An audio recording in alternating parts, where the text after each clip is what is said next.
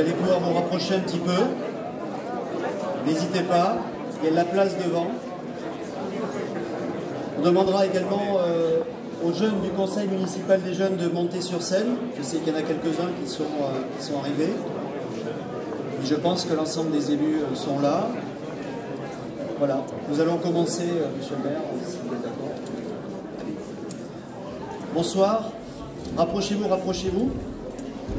Vous allez assister aux vœux 2019 de la commune de Pineuil. Nous allons commencer par les discours de Madame la secrétaire générale des services, Jennifer Torres.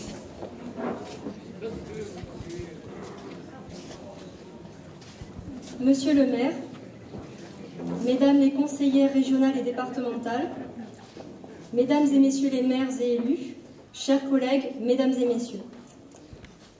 Bienvenue à cette soirée de présentation des vœux du Nouvel An, à laquelle vous êtes nombreux à avoir répondu présent. Comme chaque année, il me revient l'honneur d'introduire le discours de Monsieur le maire. En 2018, de nombreux projets initiés plus tôt ont poursuivi leur avancée ou ont été finalisés. Mais je laisserai le soin à Monsieur le maire d'en parler en détail et en images. Quant à moi, ce soir, je parlerai plus généralement de mes 4 dernières années à la direction des services municipaux et pour cause. Je tenais à saluer le travail de l'ensemble de la municipalité. Depuis près de 5 ans, la commune prend une nouvelle tournure résolument moderne et dynamique. Les projets sont nombreux et tournés vers la satisfaction des administrés. Aux côtés des élus, mon personnel et moi-même avons à la fois accompagné l'évolution de la commune et poursuivi notre mutation face aux diverses contraintes budgétaires, réglementaires et organisationnelles, tout en répondant à la feuille de route fixée par Monsieur le maire et les élus. Je souhaiterais également parler de ceux sans qui les dossiers n'auraient pas pu voir le jour. Car comme vous le savez, d'une orientation politique initiée par Monsieur le maire et son équipe, mon rôle consiste à la traduire en actions concrètes. Et je dois dire que pour cela, je suis épaulée par une équipe sérieuse, compétente, consciencieuse et disponible. Des agents qui au quotidien s'investissent pour leur commune et qui en font ce qu'ils réalisent. Alors merci aux 45 employés municipaux et bravo à eux. Vous le savez peut-être, mais cette année, la cérémonie des vœux est un peu spéciale pour moi. Après 10 ans au service de la commune de Pineuil et 4 années en tant que directrice des services, j'ai décidé de faire évoluer ma carrière professionnelle dans une autre structure plus importante, non loin de ma région bordelaise natale, et me consacrer à la communication institutionnelle. Et je tenais ce soir à remercier très sincèrement Monsieur le maire pour sa compréhension face à cette décision qui est très personnelle. Pineuil a été ma première expérience professionnelle. À 23 ans, alors toute jeune diplômée, j'ai été recrutée par Jean-Pierre Chalard en tant que chargée de communication, après un savant entretien d'embauche préparé par Christian Chanceau, Alain Parmentier, Christophe Gouillac et Jérôme Larquet. J'étais ravie d'intégrer la commune de Pineuil et de pouvoir mettre en place tout ce que je savais. Bien peu par rapport à tout ce que j'ai appris ici, comme vous vous en doutez. Puis 6 années plus tard, c'est avec joie que j'ai accepté le poste de secrétaire général proposé par Didier Tessandé, élu maire en mars 2014. Une opportunité professionnelle pour moi qui m'a conduite à piloter des projets importants comme la construction de la gendarmerie, l'aménagement de zones et de voiries, la réfection de bâtiments communaux et j'en passe. Cette expérience m'a permis d'ouvrir mon champ de compétences techniques et managériales et d'être aujourd'hui bien armée pour appréhender mes nouvelles fonctions. Alors ce soir, je laisserai le soin à Monsieur le maire de présenter ses réalisations et celles de toute son équipe, et je m'attacherai à le remercier très sincèrement pour ces quelques années de collaboration.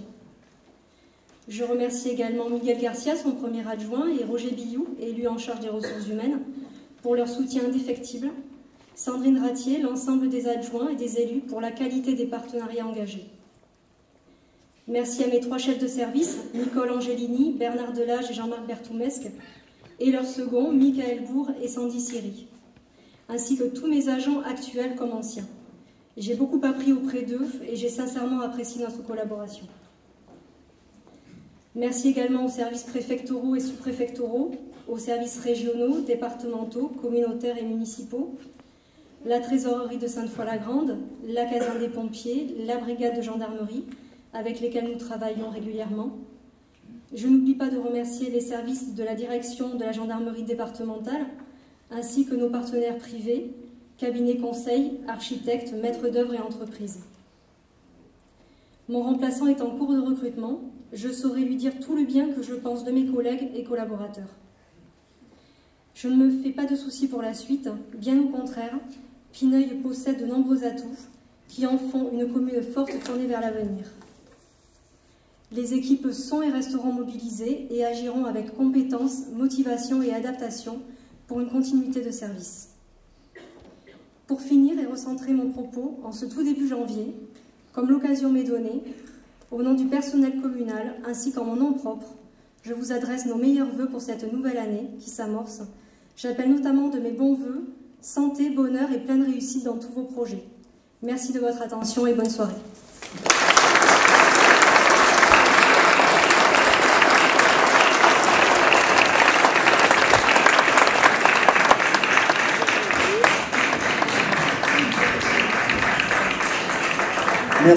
Merci Jennifer. À présent, les vœux et bien sûr le discours de Monsieur le maire de Pineuilh, Didier Descendier. Merci. Merci Christophe et merci Jennifer pour ce très beau discours de ce soir. Voilà, et bien mesdames et messieurs, on va ouvrir le bal des vœux du pays foyen, je dirais, puisque institutionnellement c'est Pineuilh qui débute la tradition des vœux. Donc, je vais débuter. Madame la conseillère régionale, Sandrine Chadourne. Madame la conseillère départementale, Christelle Guilloni. Mesdames et messieurs les maires du pays foyen, que je ne vais pas tous citer car vous êtes nombreux, mais merci de votre présence ce soir. Je salue également la présence du maire de Saint-Géraud-de-Corps et président de la CDC Montagne-Montravel-Gurson, Thierry Boidet, qui m'a envoyé un petit message pour me dire qu'il arriverait avec un tout petit peu de retard, mais il va arriver tout à l'heure. Je salue également la présence du maire de Razac de Saucignac, René Visantini, et du maire de Pessac-sur-Dordogne, Bernard Dudon. Mesdames et messieurs les élus, chers collègues, Père Hugues Walzer, mon père, Madame et Monsieur les pasteurs, Monsieur le commandant de la brigade territoriale autonome de Sainte-Foy-la-Grande, Major Lagutter, commandant Lacoste du SDIS, Monsieur le commandant du centre de secours de Sainte-Foy-la-Grande, commandant Bertoumesque, Madame le directeur de l'hôpital, Madame Ricard, Madame le proviseur du lycée, Madame Robin, Madame la présidente du club des entreprises du pays foyen, Sylvie Feydel, Madame la secrétaire générale des services, Mesdames et messieurs, chers concitoyens et chers amis, je tiens tout d'abord à excuser monsieur le sous-préfet, messieurs César et Pinta, anciens sénateurs, ainsi que madame la sénatrice Lassarade, les excuses également de David Ullmann, président de la CDC du pays foyen, ainsi que celles de Jean-Pierre Chalard, maire honoraire qui est ce soir souffrant. Le conseil municipal et moi-même sommes ravis de vous accueillir cette année encore, et nous vous souhaitons la bienvenue à cette soirée des vœux de Nouvel An, lors de laquelle j'ai coutume de dresser un bilan des réalisations, actions et événements de l'année écoulée et de présenter les contours des projets municipaux de l'année à venir. C'est toujours pour moi un réel plaisir, pour moi et mon équipe, de vous recevoir et de pouvoir échanger et partager en toute convivialité autour d'un apéritif dînatoire préparé par mon adjointe aux réceptions, Françoise Descartes, les membres de sa commission et Gaël Casemajou. Je ne peux commencer mon allocution sans avoir une pensée pour les familles endeuillées, ainsi que pour toutes les victimes d'intempéries en 2018. Je souhaite que 2019 apporte réconfort et sérénité. Alors avant d'entrer dans le vif du sujet, je voudrais dire tout d'abord mes remerciements sincères à tous ceux sans qui la vie ne serait pas ce qu'elle est, au niveau communal, mais bien au-delà, au niveau territorial et national aussi.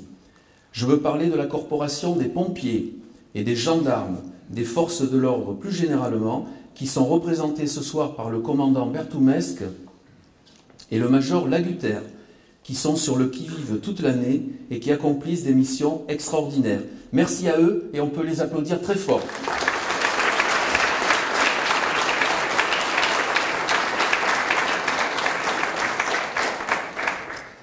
Je veux aussi parler des multiples associations pineuillaises et voisines qui nourrissent jour après jour ce tissu associatif, celui des plaisirs et de la vie. Merci à elles et au président présent ici ce soir. On peut également les applaudir très fort. Merci pour eux.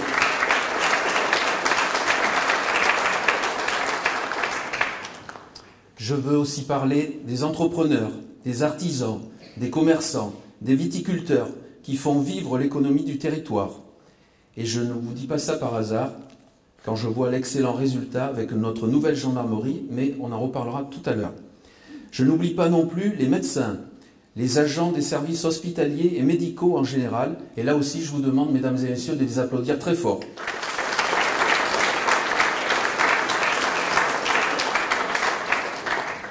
Je ne veux pas oublier non plus nos agents techniques qui entretiennent et embellissent la commune avec goût, même si vous voyez fleurir un peu d'herbe à droite à gauche, vous savez que maintenant on ne peut plus désherber. Je veux mettre en avant aussi nos agents administratifs qui me secondent tous les jours et qui apportent ce service à la population, l'agence postale également, la gestion médico-sociale de l'EHPAD, les policiers municipaux, tous les personnels des écoles qui s'occupent et veillent au bien-être de nos 330 enfants au quotidien, en assurant la restauration, la surveillance et le ménage dans les écoles et les locaux municipaux. J'associe également les professeurs des écoles, sans qui rien ne serait possible. Je remercie toutes ces personnes qui accomplissent un travail remarquable. Encore une fois, merci de les applaudir très très fort.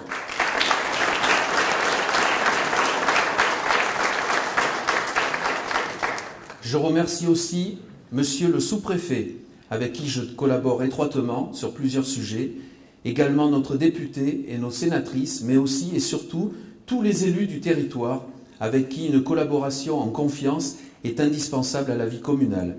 Et enfin, je remercie plus que tout mes élus pineuillais qui m'accompagnent au quotidien dans cette aventure exaltante, mais parfois difficile que cette fonction d'élu local.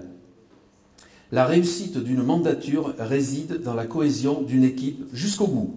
Voilà, il était important pour moi de mettre à l'honneur toutes ces corporations méritantes, avec ce soir une tonalité toute particulière à mon discours, puisque comme elle vient de vous l'annoncer, Jennifer Torres, notre secrétaire générale des services, vient d'être brillamment reçue à l'issue de son entretien pour devenir directrice de la communication, rien que ça, au sein de la COBAN, la communauté d'agglomération du bassin d'Arcachon Nord. C'est une communauté de 65 000 habitants. Vous comprenez donc qu'une telle opportunité pour elle ne se refuse pas quand on a 33 ans. Quand elle m'a timidement demandé ce que j'en pensais, et surtout si ça ne me gênait pas de la voir partir, je lui ai dit sans réfléchir, mais oui, bien entendu, fonce, sans te poser de questions. C'est un honneur pour moi d'avoir pu travailler avec toi, Jennifer, durant ces 4 années.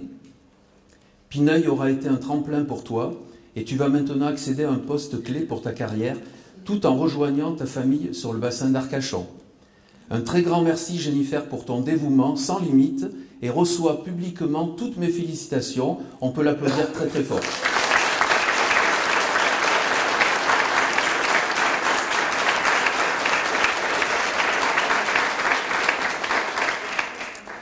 Alors, parlons maintenant un tout petit peu de politique nationale, avec une année 2018 qui restera encore une fois en demi-teinte, avec tout ce qu'il se passe au plan national et ce climat quasi insurrectionnel auquel nous avons assisté.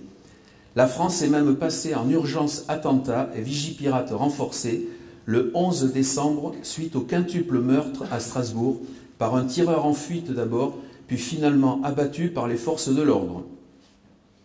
Vous l'observez aussi bien que moi, le mouvement des Gilets jaunes est un mouvement social, un mouvement citoyen. C'est à présent le premier parti de France qui met à mal la popularité du président de la République, entre 20 et 25%, soit donc son score à la présidentielle de 2017. Les Gilets jaunes sont la traduction d'une grande détresse d'une France qui ne se sent pas écoutée. L'augmentation des prix du carburant a été la goutte d'eau qui a fait déborder le réservoir, comme on dit, car le malaise est bien plus profond. Le moral des Français semble bel et bien en berne. Toutes les populations sont touchées. Cette France des travailleurs, qui dit ne plus avoir les moyens de remplir leur frigo, de manger donc, de se vêtir, de se chauffer, bref, de vivre.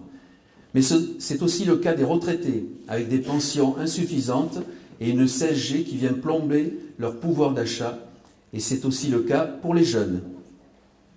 Donc cette transition écologique voulue par l'exécutif contre le réchauffement climatique, contre la pollution de l'air, n'a été qu'un prétexte, qu'une amorce au mouvement citoyen auquel nous assistons, dû probablement à des dérives politiques depuis des décennies.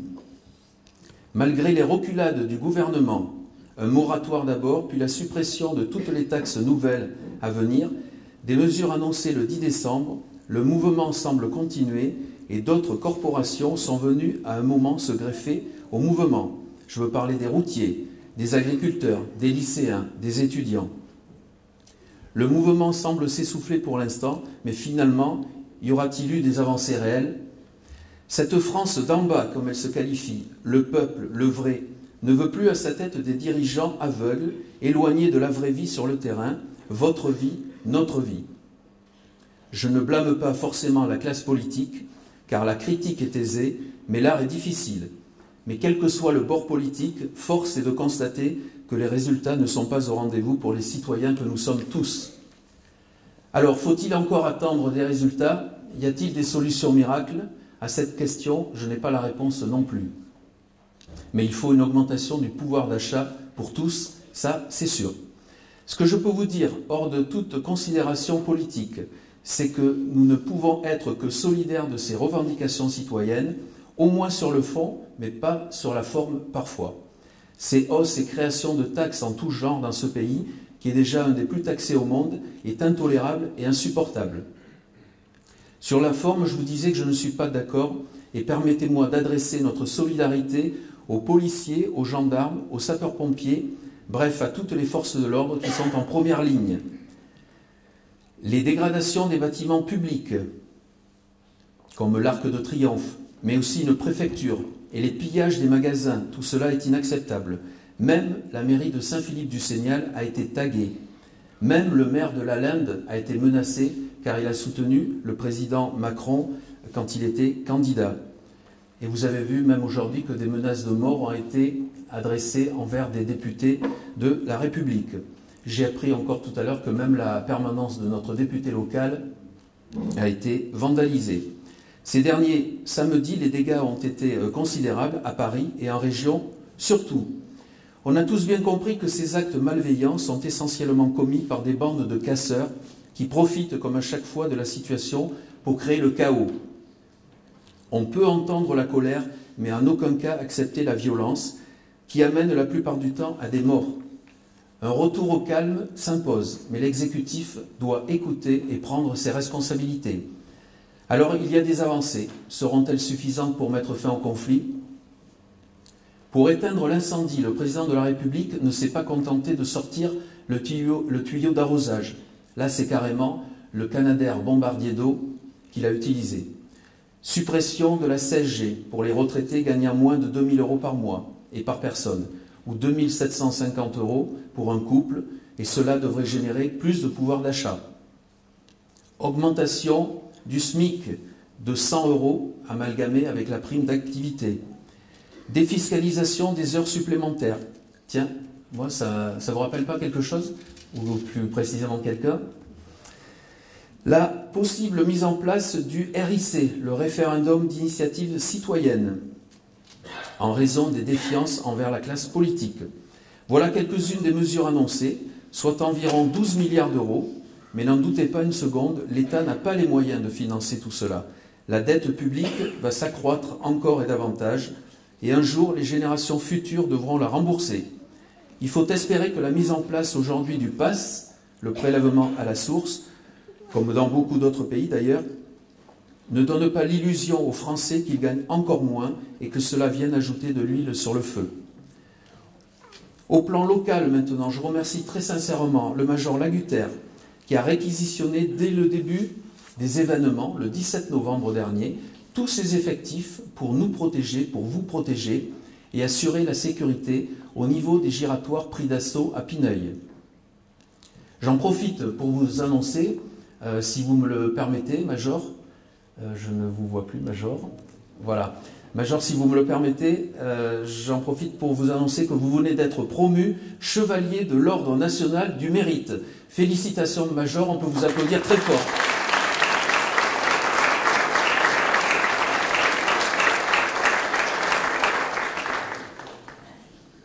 Voilà, et souvenez-vous, au niveau du rond-point que l'on appelle Porte du Pays Foyen, le premier venant de Bergerac, ce rond-point était pratiquement devenu une ZAD. Nos services techniques municipaux, aidés de ceux de Saint-Avy-Saint-Nazaire, que je remercie ici, ont tout nettoyé dans la foulée. Et je remercie également mon policier municipal qui était en fonction ce jour-là, Thomas Ansart, pour sa participation.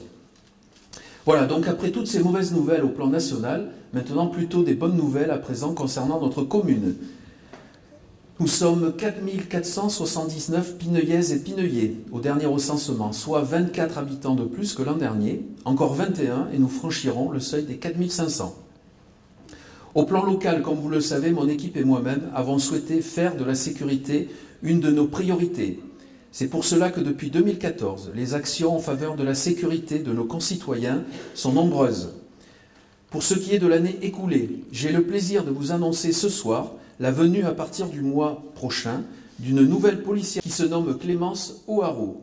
Cette surveillante pénitentiaire de 31 ans, en pleine reconversion professionnelle, vient en remplacement de Jean-Louis Sicot, qui a décidé d'intégrer la police municipale de Sainte-Foy-la-Grande par voie de mutation au 24 janvier prochain.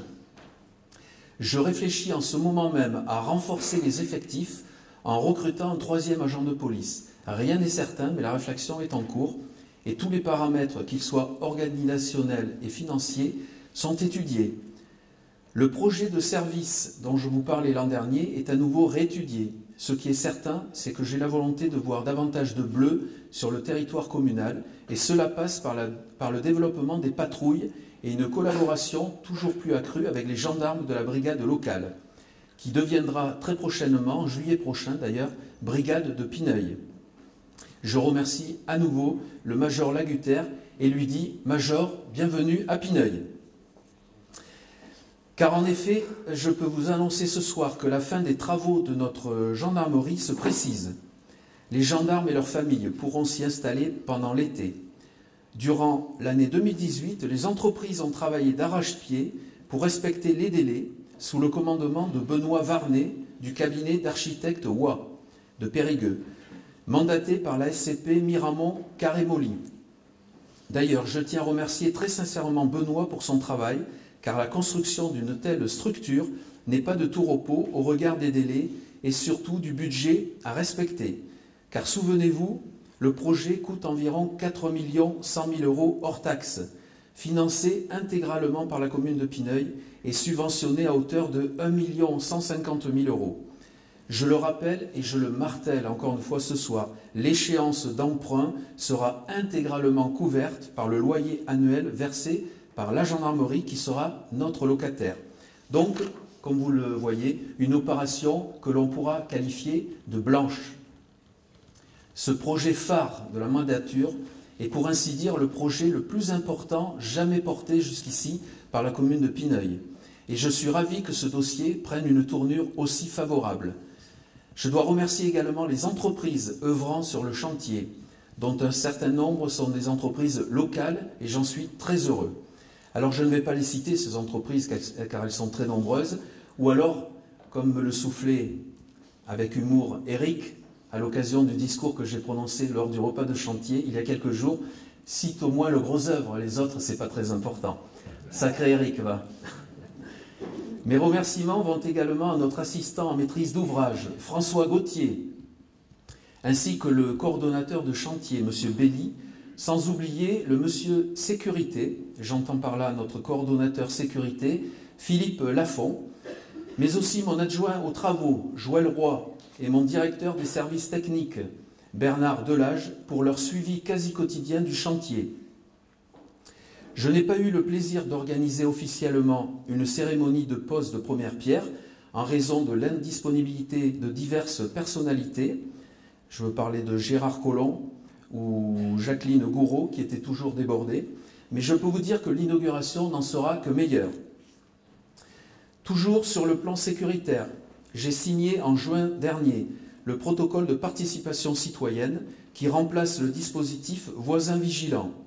Ce nouveau dispositif permettra un maillage de personnes référentes sur la commune qui seront en lien avec les forces de l'ordre et pourront ainsi prévenir des divers désordres sans intervention de leur part, bien entendu. Un nouveau projet d'extension de la vidéoprotection sur le territoire communal est également à l'étude. Nous sommes déjà dotés de 8 caméras et c'est avec plaisir que je vous annonce ce soir que Monsieur le Préfet nous a donné son autorisation par arrêté pour une extension de 10 caméras supplémentaires au niveau des giratoires des portes du Pays Foyen, c'est le Leclerc Drive, et du giratoire de la Genée, c'est au niveau du centre commercial. Ces zones ont été diagnostiquées comme très importantes et la mise en place de caméras pourrait permettre aux forces de l'ordre de résoudre de nombreuses affaires. La municipalité étudiera donc ce dossier avec attention cette année. Toujours côté sécurité, vous aurez peut-être remarqué l'installation d'un radar pédagogique supplémentaire au niveau de l'avenue Broca. Cet outil de prévention a été installé par AXA Prévention, que je remercie vivement ce soir. Il est à noter que la mise en place de tels appareils devrait, je dis bien devrait, permettre de réduire la vitesse des automobilistes. C'est malheureusement pas toujours vrai.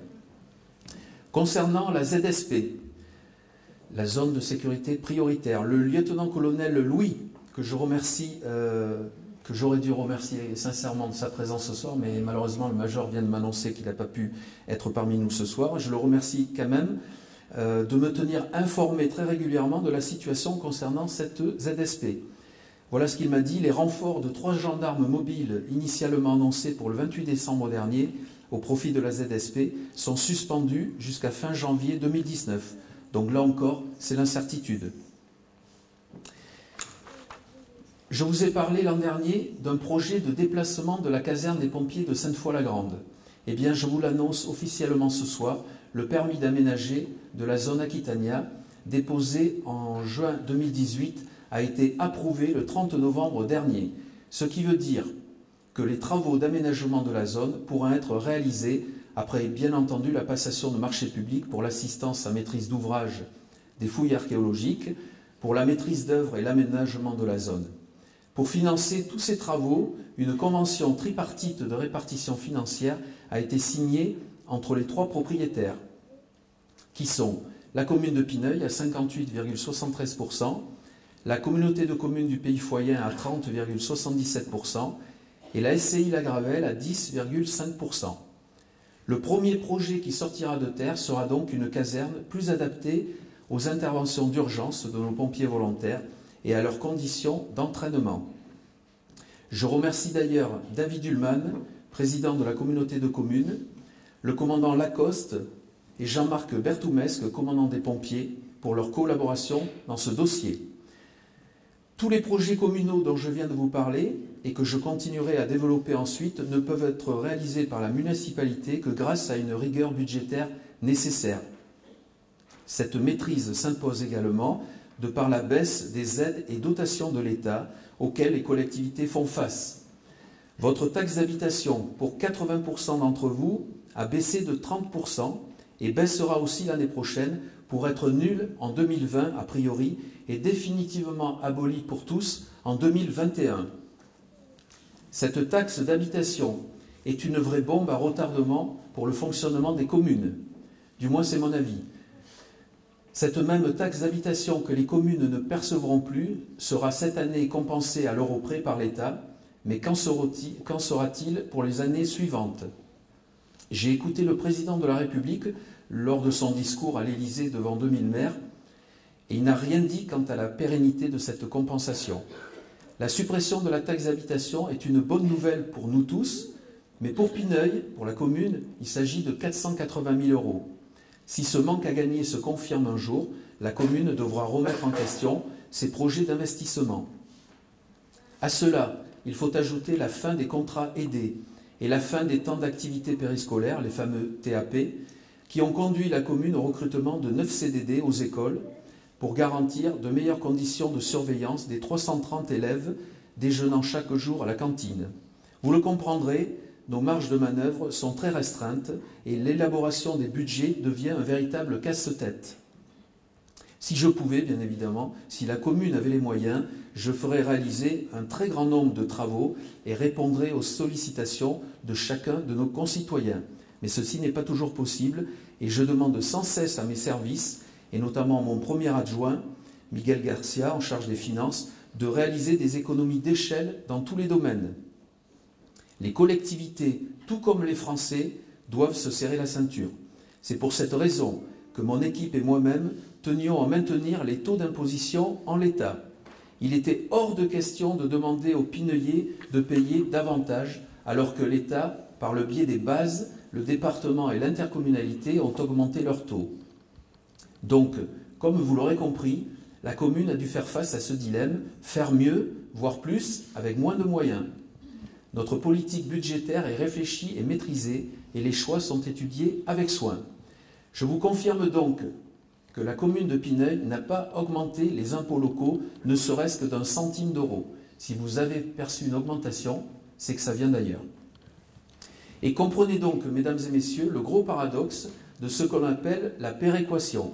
À Pineuille, nous n'augmentons pas les impôts pour laisser du pouvoir d'achat à nos administrés. Donc, nous sommes considérés par l'État comme une commune riche. Comme nous n'augmentons pas les impôts, alors l'État considère qu'il peut nous baisser encore et davantage les dotations. Si vous augmentez les impôts, vous faites entrer de l'argent dans les caisses de l'État qui, pour vous récompenser, va vous en redistribuer une partie sous forme de dotations diverses. C'est donc à ne plus rien y comprendre. Où est la logique? Par contre, eux, les technocrates de Bercy, sur le papier, ils le comprennent et l'appliquent en dépit du bon sens. Alors je me permets de dire ça, mais même si monsieur le sous-préfet avait été présent ce soir, je l'aurais martelé aussi parce qu'il y a une aberration flagrante à mes yeux. Voilà, côté aménagement maintenant. 2018 a vu un grand nombre de travaux se réaliser tout de même. En effet, la phase 2 de réfection des cours de récréation a été réalisée pour 302 000 €, subventionnée à hauteur de 52 000 €. Merci d'ailleurs à monsieur le sous-préfet pour cette DETR. Voilà, il y a des choses au niveau de l'État qui ne sont pas très bien en termes de loi, mais je veux dire au niveau des aides de monsieur le sous-préfet en termes de DETR, je lui tire mon chapeau, je le remercie infiniment pour tout ce qu'il fait. Et je remercie également madame la conseillère départementale, Christelle Guilloni, pour l'octroi d'une subvention. Les travaux consistaient en la réfection du sol et de la cour de la maternelle, l'installation de structures de jeu et l'extension d'un préau en structure bois dont la qualité du travail est à souligner. En 2019, il s'agira de poursuivre la réfection de la seconde partie de la cour primaire. D'ores et déjà, une étude est menée pour repenser l'entrée de l'école, car vous l'avez peut-être remarqué, mais la maison de M. Guignard, que la commune a achetée après sa disparition, a été démolie. La parcelle donne directement sur la zone Aquitania et crée un accès naturel. Mais cette ouverture permettrait également de créer une nouvelle entrée plus sécurisée de l'école et du stationnement. Je remercie là encore une nouvelle fois Christelle Guilloni pour l'octroi d'une subvention de 19 200 €. Cette aide permettra à la commune de faire réaliser un parking dont la nécessité n'est plus à démontrer aux heures d'entrée et de sortie. N'est-ce pas, Sandrine ? Voilà, Sandrine Ratier, mon adjointe aux affaires scolaires, qui réalise un travail remarquable dans son domaine. Car les projets scolaires sont importants pour notre mandature. La transition est toute faite pour que je puisse vous parler de la mise en place de la climatisation dans le restaurant scolaire, la salle de motricité et le dortoir des maternelles. 31 000 € ont été ainsi investis pour climatiser ces locaux et permettre aux enfants, aux enseignants et au personnel d'évoluer dans des conditions plus favorables en période de grosse chaleur. Toujours côté école, nous avons dû mettre en place une nouvelle fois la semaine à 4 jours. Un gros travail orchestré par mes services pour une organisation optimale tout en respectant les contraintes budgétaires et réglementaires dont nous avons parlé. Pour cette nouvelle année, la commune procédera à l'isolation de 2 classes primaires et de 4 classes dans les années qui suivent. Il est important de mener un plan d'investissement régulier des écoles et ainsi moderniser les locaux scolaires. Toujours dans les travaux de bâtiment, vous aurez remarqué que notre salle des fêtes a subi une cure de jouvence durant l'été, avec un carrelage clair flambant neuf, l'installation d'une VMC et des peintures plus modernes. Outre la zone Aquitania dont je vous parlais tout à l'heure, la zone des Guignards est désormais dotée d'une voie centrale qui dessert les 7 lots à bâtir et la brigade de gendarmerie. En effet, le conseil municipal a décidé de la nommer rue René Prévost, en l'honneur de notre ami résistant et ancien gendarme décédé en 2015. Pour rester dans le domaine de la voirie, je vais vous parler maintenant de l'aménagement des rues Rochefort, Chastel et rue de la Gare, pour un coût total de 288 000 €, subventionné par le département de la Gironde à hauteur de 10 500 € et remboursé pour la réalisation de l'enrobé par le département à hauteur de 35 000 €. Les 2 premières rues sont quasiment terminées. La rue de la Gare sera refaite courant 2019. De nouvelles subventions seront alors sollicitées. Un autre projet qui me tenait également à cœur, il s'agit de la réalisation d'un parking tout près du stade de Mouraine. La commune a fait l'acquisition de 2300 m² à un particulier au prix de 1 € le mètre carré. Donc je remercie ce particulier qui s'est un peu sacrifié pour l'intérêt général. Donc ce terrain pour réaliser une aire de stationnement qui verra le jour courant de cette année puisque l'acte authentique a été très récemment signé. La commune a également fait l'acquisition de quelques mètres carrés de terrain au niveau de la rue du Château d'Eau pour permettre une meilleure visibilité au niveau du carrefour avec la rue de la Commanderie, après les travaux définitifs d'aménagement de la rue du Château d'Eau en 2019. En effet, si vous vous souvenez bien, à l'issue de la construction de la gendarmerie, il est prévu l'extension de cette voie pour permettre une circulation plus sécurisée. Sans oublier le programme de voirie générale 2018 qui a été réalisé sans embûche pour un coût de 110 500 €. J'en parlais tout à l'heure, le conseil municipal, à la suite d'une consultation de la population, a nommé officiellement les giratoires de la RD 936, le giratoire des 4 Vents, le giratoire des Portes du Pays Foyen, le giratoire du Chevalier Paysan, le giratoire des Hauts de Pineuil, le giratoire de la Genée et enfin le giratoire Rive de la Dordogne. Des panonceaux ont été apposés pour une meilleure reconnaissance. Il est aujourd'hui à l'étude d'aménager ces giratoires en partenariat avec des entreprises locales. Autre dossier important, le contrat de mixité sociale. Comme vous le savez peut-être, la commune de Pineuil, comme toutes les communes de plus de 3500 habitants, est contrainte d'avoir 25% de logements sociaux dans le cadre de la loi SRU, Solidarité et Rénovation Urbaine. C'est-à-dire qu'un logement sur 4 à Pineuil doit être consacré à du logement social. Une ineptie quand on sait que la commune arrive à un taux de 11,8%, mais possède de nombreux logements vacants. En fait, la loi nous oblige à avoir plus de logements sociaux, alors que la demande ne se fait pas sentir et que la commune de Sainte-Foy-la-Grande possède déjà 35% de ces mêmes logements. Alors pourquoi en produire davantage? Que ce soit du neuf ou de l'ancien rénové. Parce que c'est la loi, me dit-on, et on ne peut pas déroger à la loi, même si celle-ci est stupide, sous peine de prélèvement. C'est ainsi que l'État le qualifie. En fait, c'est une amende, ce qu'ils appellent le prélèvement. C'est une amende qui devrait être pour la commune de Pineuil, depuis une bonne décennie, de l'ordre de 25 000 € par an. Jusqu'à présent, la commune de Pineuil ne payait pas ce prélèvement, car nous jouions sur la présence d'un PLH, le plan local de l'habitat, mais visiblement, les choses ne peuvent plus continuer ainsi, me dit-on. Vous comprendrez mon agacement dans ce dossier. Jusqu'à présent, l'État reconnaissait cette spécificité en pays foyen en nous dispensant de cette pénalité. Mais le nouveau préfet de région, le préfet Lallemand, semble voir les choses autrement que le préfet d'Artoux, qui était plus conciliant. C'est la raison pour laquelle l'État souhaiterait que Sainte-Foy-la-Grande soit partenaire avec Pineuil dans l'établissement d'un contrat de mixité sociale. Cet outil qui va nous permettre de mener à bien notre mise en conformité en termes de quotas de logements sociaux sur Pineuil. Prochainement, une réunion de concertation entre élus de Pineuil et de Sainte-Foy, pilotée par la CDC, va se tenir, conformément à la volonté de l'État, afin de convaincre nos amis foyens de co-signer ce contrat. Si la volonté de la commune de Sainte-Foy-la-Grande est de participer à ce contrat, je la remercie par avance.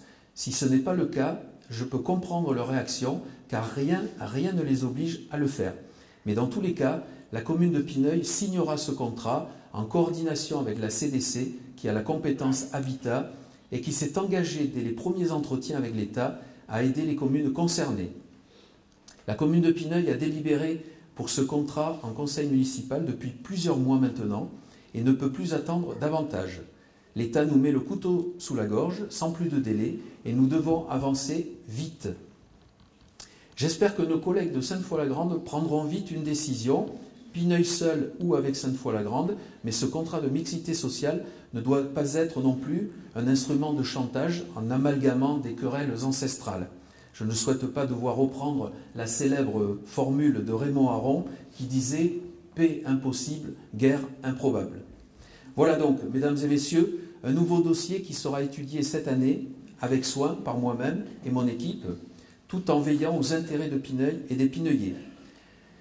Ceci m'amène tout naturellement à vous parler d'un nouveau dossier épineux, la révision du PLUI, le plan local d'urbanisme intercommunal. Le PLUI, en effet, je l'avais déjà évoqué, mais le territoire communautaire est contraint de réviser son PLUI en raison d'une mise en conformité avec le schéma de cohérence territoriale à l'échelle du Libournais, ce qu'on appelle le SCOT, qui est une déclinaison de la loi NOTRe et ALUR sûrement. La loi NOTRe qui est la leur peut-être, mais qui n'est pas la mienne en tout cas, et qui n'a aucune allure. Voilà, dans les bureaux, j'ai l'impression qu'ils doivent bien s'amuser en créant toutes ces appellations. Après, il ne faut pas qu'ils s'étonnent qu'on fasse des jeux de mots comme ce soir. Voilà, je peux vous dire que ce n'est pas une mince affaire, cette révision du PLUI. Les réunions de travail avec la CDC et le cabinet d'études Métropolis s'enchaînent pour réduire drastiquement la constructibilité de l'ensemble des 20 communes pour limiter l'urbanisation à tout va et préserver les terres agricoles et les espaces naturels. Jusque-là, vous allez me dire, ça part d'une bonne intention. Donc nous sommes loin de nos 80 hectares sous le POS, le plan d'occupation des sols, et des 40 hectares précédents sous le PLUI. On me demande de m'approcher de 8 hectares sur 6 ans, ce qui représente environ 155 logements neufs sur une superficie moyenne de 500 mètres carrés par terrain. Là aussi, comprenez mon agacement quand d'un côté, on me demande un pourcentage important de logements sociaux et d'un autre côté, on me réduit la constructibilité. Comprenez donc que si nous ne faisions que des logements sociaux neufs, aucun, je dis bien aucun particulier ne pourrait construire sa propre maison, d'où la nécessité, via ce contrat de mixité sociale, d'envisager prioritairement la réhabilitation de logements vacants ou de logements anciens et en même temps un peu de construction, de production neuve pour faire décoller rapidement notre quota actuel vers les 25% requis sans trop amputer notre nouveau quota du PLUI. Vous voyez, mesdames et messieurs, l'équation compliquée que nous devons résoudre, nous les élus. La raison pour laquelle, de temps en temps, il m'arrive de dire non, non et non. La raison pour laquelle il m'arrive de dire, je ne vous le cache pas, que je me bats contre l'État pour conserver de la constructibilité que vous détenez tous, vous autres Pineuillais. Car les coûts, c'est moi qui vais les prendre, c'est moi qui suis le plus exposé. Allez annoncer à un administré qui a un terrain qui vaut 30 000 euros, demain je vais lui annoncer que son terrain il ne vaut plus que 500 euros parce qu'il est devenu agricole. La loi, il est beaucoup plus facile de la faire respecter quand on est dans un beau bureau doré, loin de tout, que quand on est comme nous, les élus locaux, sur le terrain, au plus près de nos administrés. Le président de la République parlait, souvenez-vous, de premiers de cordée, mais les maires sont plutôt les premiers de corvée, les seuls à portée d'engueulade. Mon attitude, je ne suis pas le seul à l'adopter. Mon collègue maire de Port-Sainte-Foy, Jacques Rex, que je remercie ce soir d'être présent, Jacques Rex est parfaitement en phase avec moi sur ce sujet et nous nous sommes à plusieurs reprises concertés en tant que maire des 2 plus grosses communes du pays foyen, avec Sainte-Foy-la-Grande bien entendu, mais Sainte-Foy a ce statut particulier, ce privilège, je dirais, de ne pas être gêné par la révision du PLUI. Et Jacques et moi avons ardemment défendu notre vision à plus long terme du territoire, c'est-à-dire le droit de pouvoir continuer à construire et à protéger nos administrés en considérant aussi l'aspect humain qui peut en découler, tout en respectant la loi, mais pas à n'importe quel prix, car les décideurs ou les conseillers ne sont pas les payeurs. Ce qui tue notre beau pays, c'est cette technocratie, ces élites qui font les lois, mais sans concertation et en complète déconnexion avec la base, avec les Français. Il ne faut pas s'étonner des réactions du peuple que l'on observe depuis bientôt 2 mois.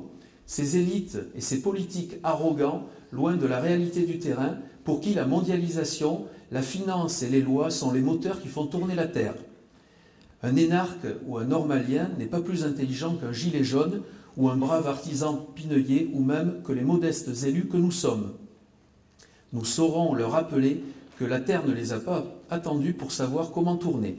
Allez, j'arrête là mes diatribes, mais franchement, parfois, ça fait du bien de se lâcher. Voilà, j'espère que vous êtes en phase avec ce que vous sentez de dire. Merci. Merci de votre soutien. Je vous jure que j'assiste parfois à des aberrations monumentales. Voilà, donc en conclusion, le PLUI est en cours de révision. Vous l'aurez compris, la commune de Pineuil doit se conformer à la loi, mais pas à n'importe quel prix. Je veillerai à cela. Nous avons déjà fait de gros efforts en termes de réduction de constructibilité. Je pense qu'à ce stade, nous sommes parvenus à un compromis acceptable. Une enquête publique va s'en suivre prochainement. Vous pourrez vous exprimer avant la validation de ce nouveau PLUI qui engagera la commune sur les 6 ans à venir, mais par anticipation pour les 20 prochaines années, également par rapport à l'espace foncier futur. Je vous invite d'ailleurs vivement à vous manifester lors de cette enquête publique si vous pensez être concerné par ces problèmes-là et à défendre vos intérêts tout comme nous l'avons fait. Car il est trop facile à l'État ou à la DDTM, voire à une communauté de communes, de répondre ensuite aux administrés que c'est le maire qui a tranché. Ce que je récuse, c'est cette attitude qu'ont certains qui consiste à se poser toujours en donneur de leçons. Et souvenez-vous qu'il n'est pire aveugle que celui qui ne veut pas voir et interdit aux autres d'ouvrir les yeux. Soyez donc assurés que je me bats pour l'intérêt de mes concitoyens, car cette mise en cohérence tient compte de quotas et de chiffres sans penser aux réalités du terrain. Moi, je dirais simplement, en reprenant encore et encore cette célèbre formule de Georges Pompidou, arrêtez d'emmerder les Français. Vous comprendrez donc que 2019 s'annonce studieuse. Outre tous les dossiers dont je vous ai parlé, je souhaiterais que d'autres projets soient mis à l'étude, comme l'aménagement de l'avenue Herriot, en collaboration avec l'hôpital et la commune de Sainte-Foy-la-Grande, mais aussi le désenclavement de la rue Théodore-Toulouse. Autre sujet important, les projets qui feront de la zone Aquitania un ensemble de structures d'intérêt général et d'équipements collectifs à la mesure de nos espérances et répondant aux besoins de tous. Je pense ainsi à un complexe aquatique qui sera un projet communautaire, à une salle de spectacle, à un city-stade, etc. D'ailleurs, ce dernier projet de city-stade risque de voir le jour très prochainement grâce à Patrick Vallon, mon adjoint au sport et à la vie associative et aux membres de son comité de pilotage qui ont à cœur d'offrir une telle structure à la jeunesse pineuillaise. J'ai même cru comprendre que le conseil municipal des jeunes serait associé à la concrétisation de ce dossier. Je suis ravi également de vous annoncer l'installation d'un nouveau médecin généraliste sur la place de la mairie depuis le 12 décembre dernier, donc juste à côté de la boucherie. Il s'agit du docteur Marie-Pierre Desvignes, une pineuillaise qui a décidé d'installer son cabinet sur la commune pendant 2 jours par semaine initialement, dans un premier temps, et puis ça sera de façon permanente ensuite, puisqu'elle exerce encore en région bordelaise. Je lui souhaite la bienvenue, elle est présente parmi nous ce soir, et je vous demande de l'applaudir très fort, car elle...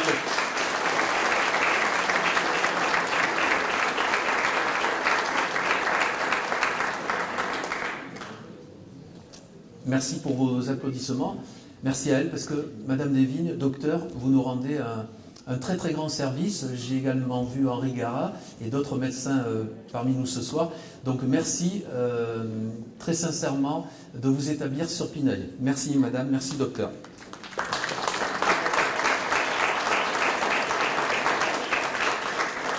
Je souhaite également la bienvenue à Mesdames Offray, Barès et Vinolo et Monsieur Attané qui ont repris la pharmacie de la place de la mairie suite au départ en retraite de Mesdames Renaud et Pointeau. Bienvenue aussi à Monsieur et Madame Chevalier, nos nouveaux bouchers charcutiers traiteurs de la place qui nous viennent tout droit de Pessac-sur-Dordogne. Et je suis très heureux de voir ces commerces et services de proximité développés. Et enfin, je remercie l'ensemble des entrepreneurs et commerçants pineuillais ayant décidé de faire fructifier leurs activités sur notre belle commune. On peut tous vraiment les applaudir très fort. Merci, merci pour eux.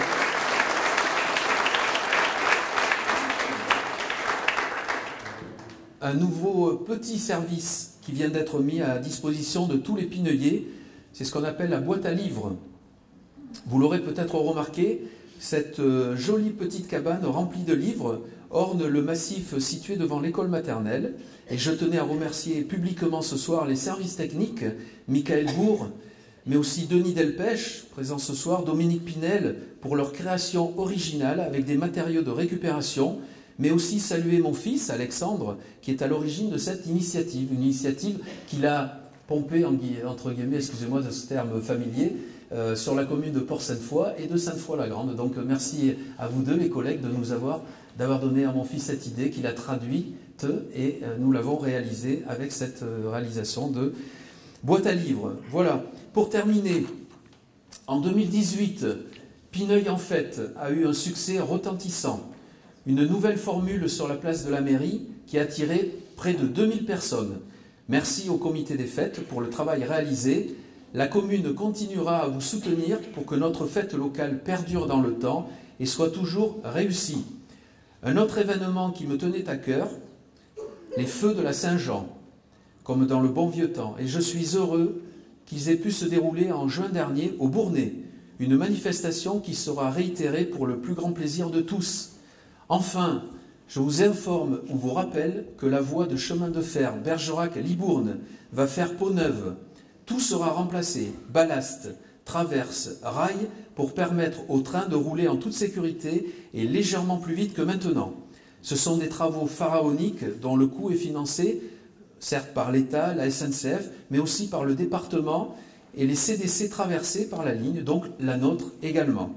Ceci va occasionner une fermeture de la ligne de janvier, donc c'est-à-dire très prochainement, à septembre 2019. Un service de substitution par bus sera mis en place pour assurer le service public de la SNCF.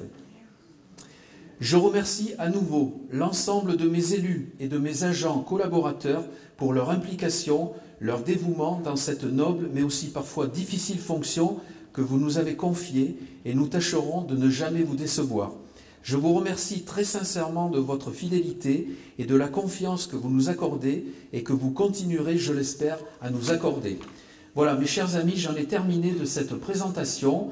Avant de partager tous ensemble le verre de l'amitié et passer une soirée conviviale avec toute l'équipe municipale, nous vous présentons nos vœux les plus sincères pour cette nouvelle année. Nous vous souhaitons à tous, ainsi qu'à vos familles et à vos proches, une année de joie, de santé et de réussite dans tous les projets qui vous tiennent à cœur. Merci, bonne année et vive le pays foyen.